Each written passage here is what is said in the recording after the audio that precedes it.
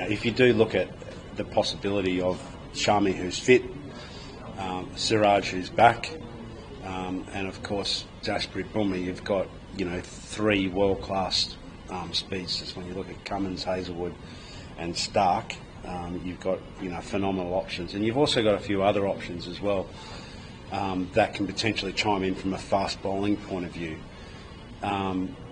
The spin bowling departments, in Australia will always play a spinner in line to back up its 3 quicks. Its all-rounding department is pretty solid as well. Cameron Green, I think, will find his feet in Test match cricket. He's like a baby giraffe at the moment. He's kind of flops all around the place and has got all the potential, got all the stripes and patterns, and looks great, but hasn't quite worked it out. And you've got the destruction of someone like Mitch Marsh, who potentially is more of a batting all-rounder than a bowling all-rounder. But you look at the lineups and it's hard to really tell, isn't it, like who's got the edge. I sense it is going to be runs that are going to be the point of difference, and guys whom are sure bets have retired.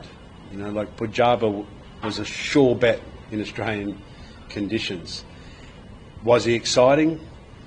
No. Was he effective? Heck yes.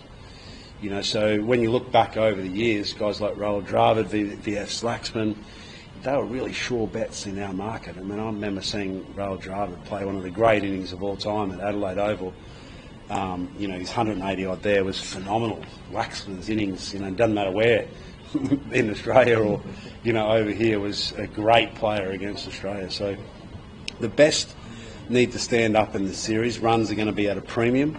And I also feel like the structure of the tournament being from the west to the east is a bit of a unique way that the Australian landscape of cricket's going to be played out.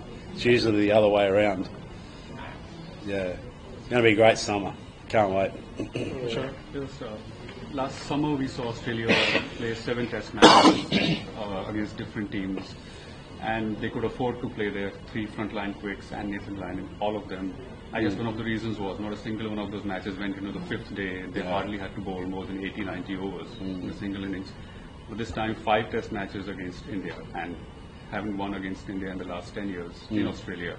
What is the best way to keep their bowlers fresh throughout the 5 tests, or should they adopt to the rotational policy? Yeah, it's a great question in the modern era. When you've got players that are playing across formats, and India's got plenty of those as well. And I'm sure the same question will come up for a Jasprit Bumrah as what it will of Pat Cummins. Look, it's a battle of attrition, but I can't think of too many games of Test match cricket that go 5 days. So what's typically now happening is that the pattern is being set amongst batting units that they're scoring at faster rates